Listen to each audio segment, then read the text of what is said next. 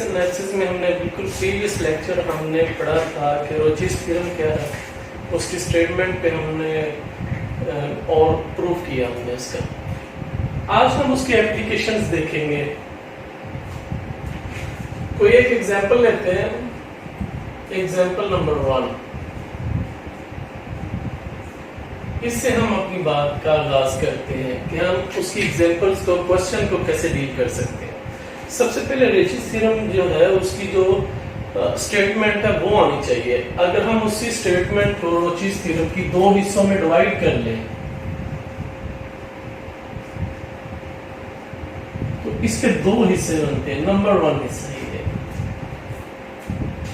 कि g of z mod जो है वो लेस देन है f ऑफ z मॉड के, और फंक्शन ग्रेटर जब भी ग्रेटर आएगा इससे तो हमने उसको लिखा था ऑन दी कंटूर C। ये कंटूर C के f ऑफ z हमने साबित करना है कि उसका मॉड जो है वो g ऑफ z मॉड से ग्रेटर है। एक तो ये प्रूफ करना है। दूसरा हमने ये करना है कि f of z and f of z plus g of z have same number of zeros inside the contour C। ये इनसाइड उसके अंदर अगर जो जीरोस की तादाद है f of z plus g of z और f ऑफ z वो इक्वल होनी चाहिए, और f ऑफ z मॉड जो है वो कंटूर के अंदर जो है वो मैक्सिमम होना चाहिए उसके ऊपर। अगर वो कांस्टेंट नहीं है तो वो मैक्सिमम होगा बाउंड्री के ऊपर, तो इसलिए हमने लिखा है कि ऑन दी कंटूर होना चाहिए। तो अगर आप किसी भी एग्जांपल में दो कंडीशंस को सेटिस्फाई कर दें तो फिर हम कहते हैं कि ये रोचीज थ्योरम को सेटिस्फाई करता है, और हमारी जो फिर जीरोस आएंगी वो बिल्कुल सही आएंगी कि f ऑफ z और f of z plus g of z की सेम नंबर ऑफ जीरोस आ जाएंगे। तो ये दो कंडीशंस हमें याद होनी चाहिए। दो होंगी तो फिर हम किसी भी क्वेश्चन को, एग्जांपल को सॉल्व कर सकेंगे। तो मैं स्टेटमेंट लिखता हूं एग्जांपल की। नेक्स्ट हमारे पास एग्जांपल है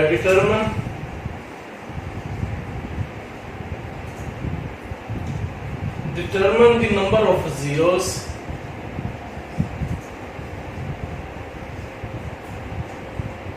for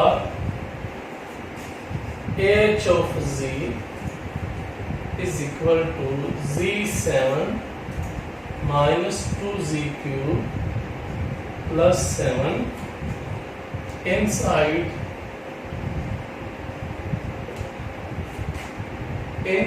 the contour z mod is equal to 2।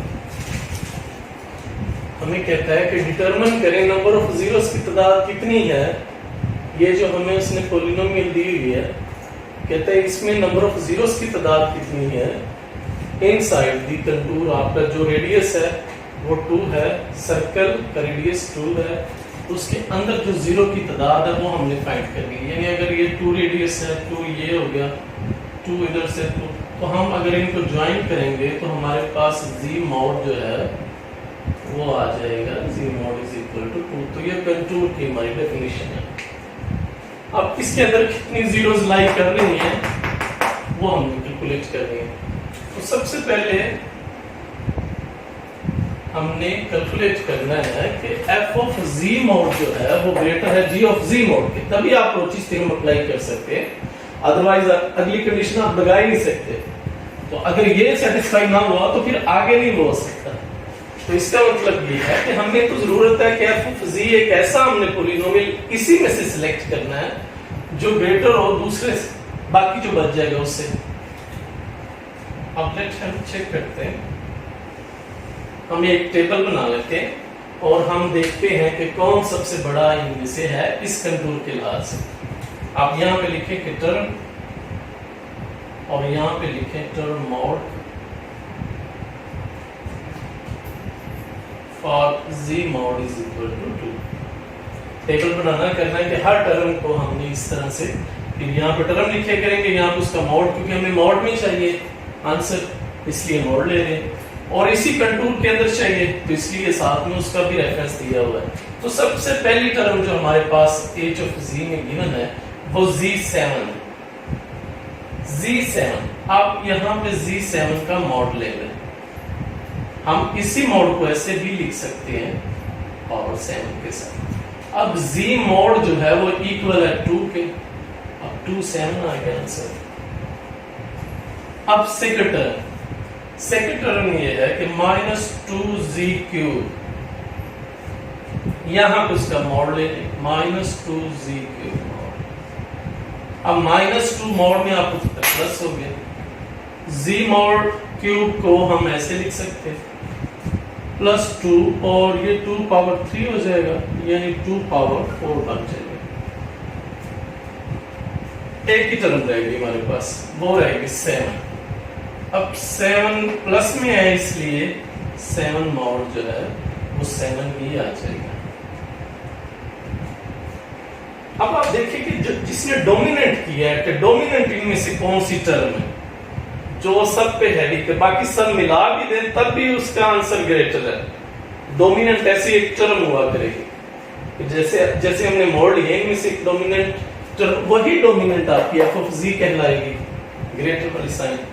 आप देखिए इन दोनों को मिला भी लें आप, ये 16 बनेगा और 7 मिला भी लें 23 बनेगा और ये 128 बनेगा। तो 23 से 128 कहीं ज्यादा ग्रेटर। तो हमने यहाँ से फिर जो सिलेक्शन करनी है, यानी ये अगर हम मजीद थोड़ा सा इसको कर लें तो 128, ये आपका 16 आ गया। 16 प्लस 7 23 में। तो डोमिनेट जो किया है वो इसने इस टर्म ने किया है Z7 में। तो Z7 जो है वो आपकी f ऑफ z होगी। और जो हमारे पास बाकी बच जाएंगे, जैसे ये है -2Z³ प्लस 7, तो ये हमारे पास जो होगी वो g ऑफ z होगी। सबसे पहले तो ये है कि f ऑफ z कौन सी लेनी है और g ऑफ z कौन सी।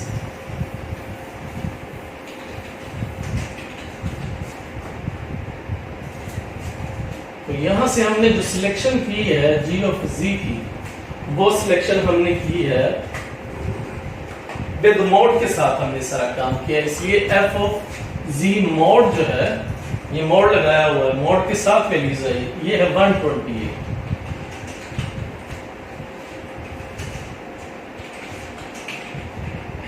And g of z mod is equal to 7 minus 2 z³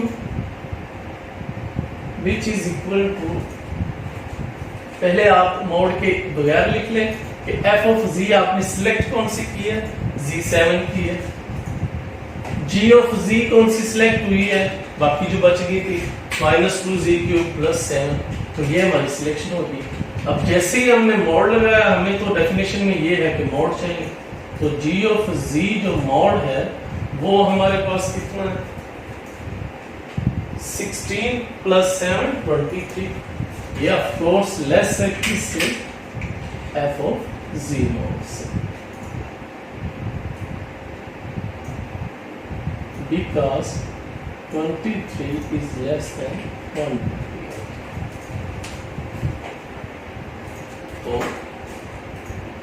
ये मैक्सिमम है, f is on c mod z mod is equal to 2। तो f ऑफ z जो हमारे पास ग्रेटर आ गया कंटूर बाउंड्री के ऊपर, कंटूर के ऊपर z mod is equal to circle के ऊपर। तो एक कंडीशन तो हमने सेटिस्फाई कर दी कि टर्म्स हमने मॉड ले लिए और हमने कहा कि f ऑफ z की सिलेक्शन हम करते हैं, ये डोमिनेंट टर्म है। हाँ, ये आप याद रखिएगा, ये ऐसी टर्म लेते हैं जो डोमिनेट करती है, डोमिनेट्स टर्म। तो डोमिनेट्स टर्म हमने f ऑफ z माननी करनी, बाकी आपने g ऑफ z माननी करनी। तो ये हमारे पास पहली कंडीशन आ गई कि f ऑफ z जो है वो ग्रेटर आ गया g ऑफ z की निस्बत। अगर आप इसको इस तरह से डायरेक्ट ना लिखना चाहें तो आप इस तरह से भी लिख सकते हैं कि यहाँ से g ऑफ z मॉड दोबारा से निकाल सकते हैं। यानी अगर आप यहाँ पे आके अगर इस तरह नहीं करना चाहेंगे तो आप लिखेंगे कि g of z is equal to 7 minus 2z³। हमें अब मॉड चाहिए, अब दोनों साइड्स पे मोड लगा लें। हम प्लस माइनस में जब भी मोड लगाते हैं आपको पता है ये इस तरह कन्वर्ट हो जाता है, -2z³ ये 7 आ गया, ये +2z mod³ आ गया, और 7 + 2z mod³ वो हमारे पास बन जाएगा z mod 2 है, और 2 पावर जो हमारे पास 3 बन जाएगी तो वो 8 आ जाएगा, और ये 23 है। यानी ये g ऐसा फंक्शन है जिसकी वैल्यूज जो है वो 20 के भी लेस और इक्वल है, यानी मैक्सिमम 23 हो सकती है, यानी कि लेस।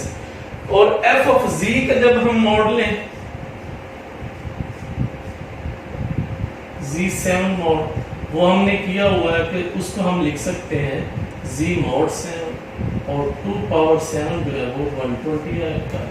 तो 128 जो है वो बड़ी टर्म है बानिस्बत 23 के, तो यहाँ पे हमने इस तरह, तो आप टेबल से डायरेक्ट भी अक्स कर सकते हैं, और अगर नहीं करना चाहें, इस तरह से कैलकुलेशन करना चाहेंगे, तब भी आप ये कैलकुलेट कर सकते हैं। तो पहली हमारी जो कंडीशन है वो फुलफिल हो गई। अब हमने देखना है कि नंबर ऑफ जीरोस जो हैं f(z) में और g(z) प्लस f(z) दोनों में एक जैसे हैं।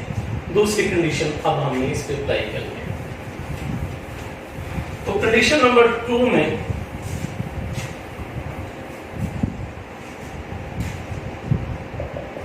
हमारे पास जो f(z) है वो है z7।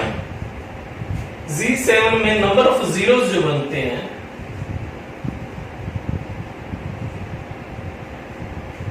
वो हमारे पास बनते हैं 7।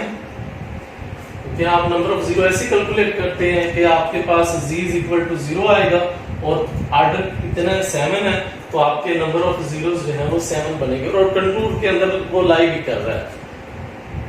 दूसरा g(z) के कितने नंबर ऑफ जीरोस बनेंगे, f(z) प्लस g(z).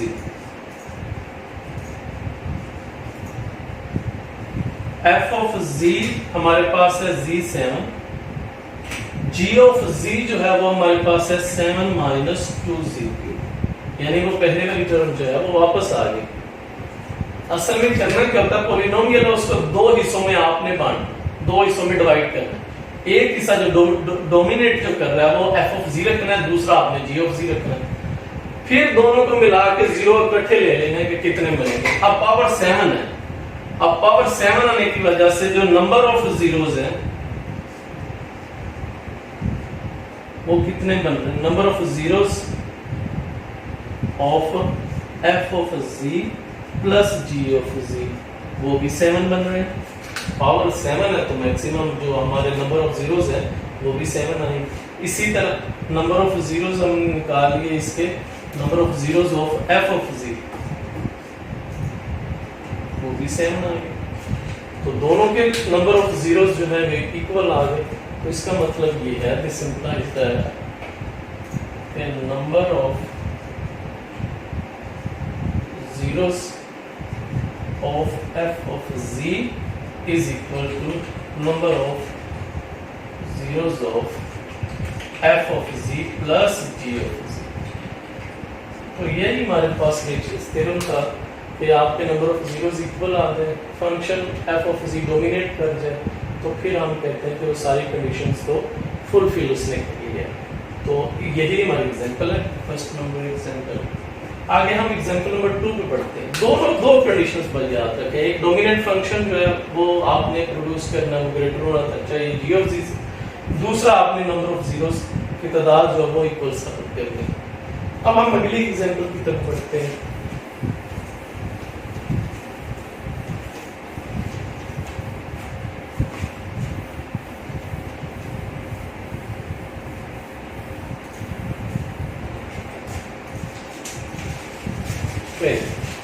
अगली एग्जांपल हमारे पास ये है,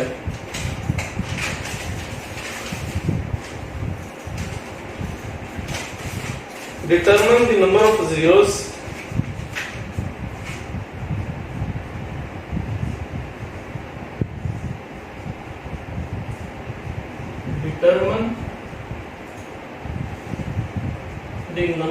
of zeros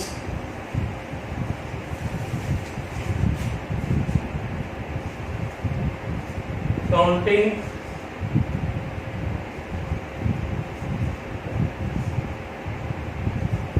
multiplicities of the polynomial.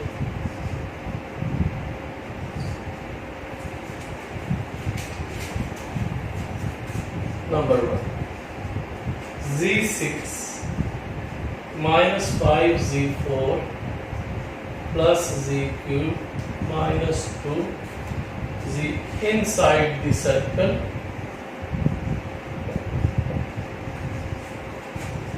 z mod is equal to 1. उसी तरह आपने हर टर्म को लेना है और इस तरह टेबल बनाना है जैसे हमने एग्जांपल नंबर 1 में किया। आप टर्म लिखते जाएं, यहाँ पे उसका मॉड बनाते हैं। इस दफा जो कंटूर है वो z mod is equal to 1 है। अब टर्म नंबर 1 है z6 लिखे, यहाँ पे उसका मॉड ले। z6 को हम ऐसे भी लिख सकते हैं z mod 6। अब z mod जो है इस दफा वो हमारे पास 1 है और 1 पावर 6 जो है वो आपको पता है 1। और जैसे हम सेकंड टर्म की तरफ बढ़ते हैं तो माइनस जो है वो मॉड की वजह से पॉजिटिव हो जाएगी। तो 5 z mod 4 और ये 1 4 ये 5 होगा। आप देखें ना, जाहिर देखने में क्या लग रहा था कि पावर z6 है तो z6 हम f of z ले लें, लेकिन जब हमने उसकी वैल्यूज अपने कंटूर पे चेक की वो तो वैल्यूज 1 दे रहा है और दूसरा जो माइनस वाला है वो आपकी मैक्सिमम वैल्यूज दे रहा है 5 दे रहा है। तो इसका मतलब ये है f of z की ये सिलेक्शन नहीं हो सकती। तो फिर आगे मजीद और देखते हैं कि z क्यूब जो है z क्यूब मॉड आ गया, इसको हम लिख सकते हैं z क्यूब मॉड 1 3 1 आ गया। एक टर्म हमारे पास रहेगी इसकी, वो चले मैं नीचे लिखने की बजाय यहाँ पे लिख देता हूँ कि -2z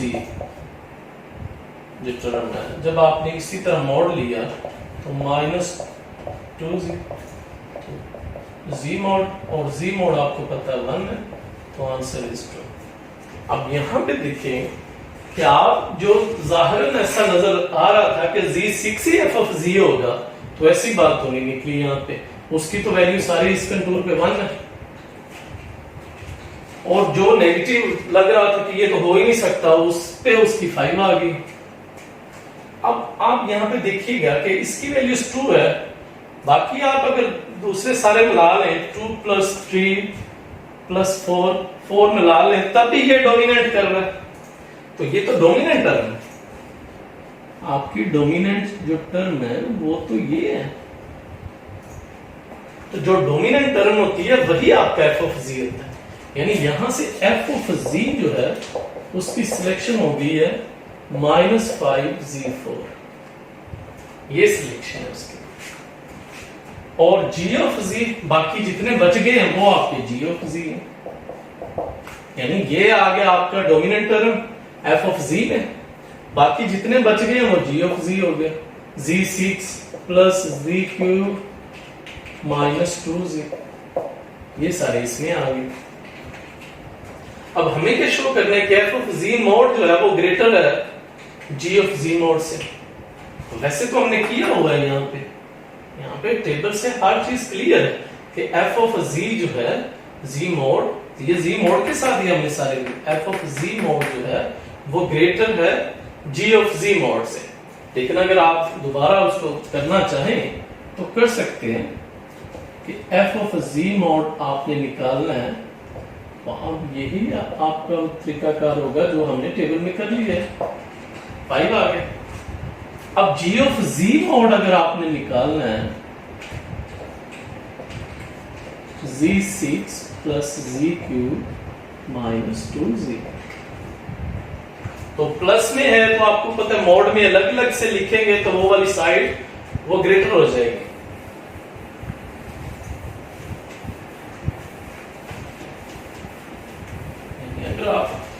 टेबल की बजाय इस तरह से सॉल्व करना चाहे तो इस तरह से भी कर सकते हैं। तो एफ ऑफ जी मॉड जो है लेस देन इक्वल टू, अब अलग अलग क्योंकि लिखने लगे तो ये बढ़ गए, जी मॉड 6 जी मॉड 3 प्लस -2 जी मॉड, जैसे कि हमने ये हर एक मॉड पे अलग अलग से लिख दिया। अब इसको हम इस तरह से भी लिख सकते हैं, z mod 6 z mod cube, ये +2 बन जाएगा, ये z mod, अब z mod 1 है हमारे पास, ये 4 आ गया। अब फाइनल रिजल्ट ये तो इनके इक्वल है ना, ओवरऑल तो हमारे पास ये बना है कि g ऑफ z mod जो है वो लेस देन इक्वल टू 4 है, मैक्सिमम 4 आएगा आपके पास, और जो हमारे पास f ऑफ z है वो आपका 5 है। तो यहां से हमें क्लियर हो गया कि f ऑफ z mod जो है वो ग्रेटर है g ऑफ z mod के on the contour z mod 1 पे। तो पहली कंडीशन जो है वो आपकी फुलफिल हो गई है, यही आपने करना। अब हम साबित करेंगे कि f ऑफ z के जितने जीरोस हैं उतने ही जीरोस हमारे g ऑफ z और f ऑफ z के हैं।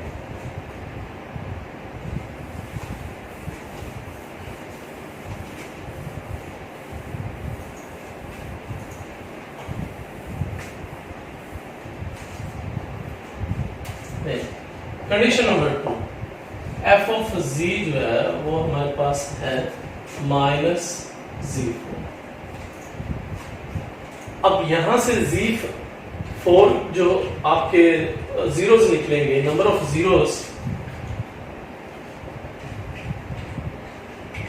Inside, number of zeros of f of z inside z mod is equal to 1, वो आपके आ जाएंगे 4, और number of zeros of f of z plus g of z at z mod is equal to 1।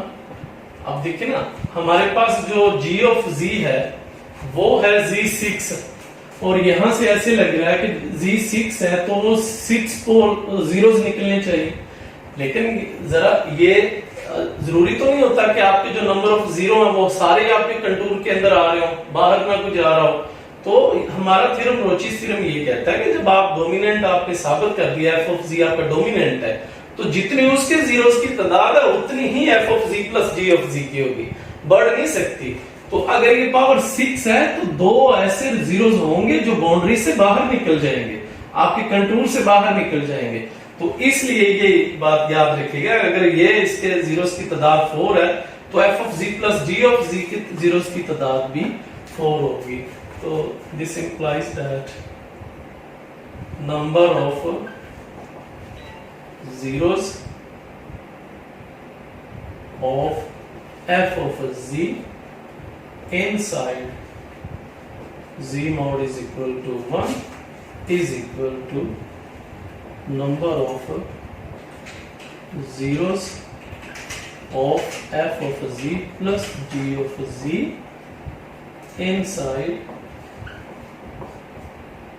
z is equal, तो ये आपस में equal है। तो यही हमारे पास थ्योरम की स्टेटमेंट है कि आपने अगर डोमिनेंट जिसको साबित कर लिया तो जीरोस की तादाद आपकी उतनी ही होगी, बजाय इसके कि आप उसको सारा कैलकुलेट करें, यानी इसको सॉल्व करें, फिर आपको पता चले कि दो पावर जो है जीरोस हैं वो आपकी बाहर निकल रही हैं। तो रोचीज हमें यही कहता है कि आप डोमिनेंट फंक्शन आप एक साबित कर दें कि वो डोमिनेंट है जी ऑफ जी से, तो जितनी उसकी जीरोस की तादाद होगी उतनी ही F of G plus G of G की तादाद होगी। तो यही हमारे पास वेल्चीज थ्योरम की एग्जांपल नंबर 2 है। एक एग्जांपल मैं लिखता हूं, वो आप लोगों ने खुद करनी है, उसमें फिर कोई मसला हो तो फिर बताइएगा। ये मैं लिख के देता हूं एक एग्जांपल आप लोगों को, ये आप लोगों का होमवर्क है।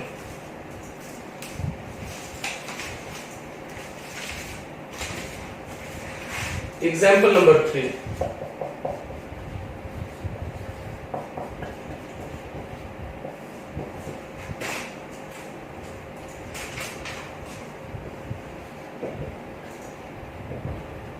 determine the number of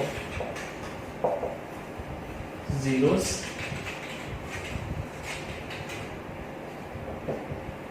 counting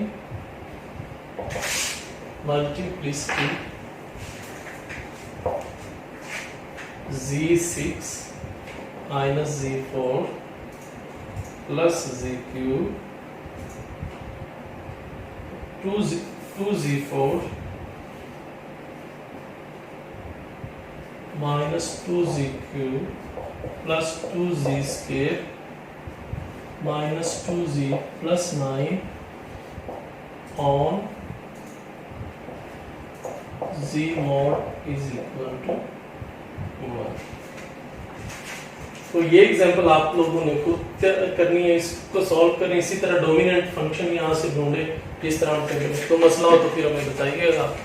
अल्लाह हाफिज़।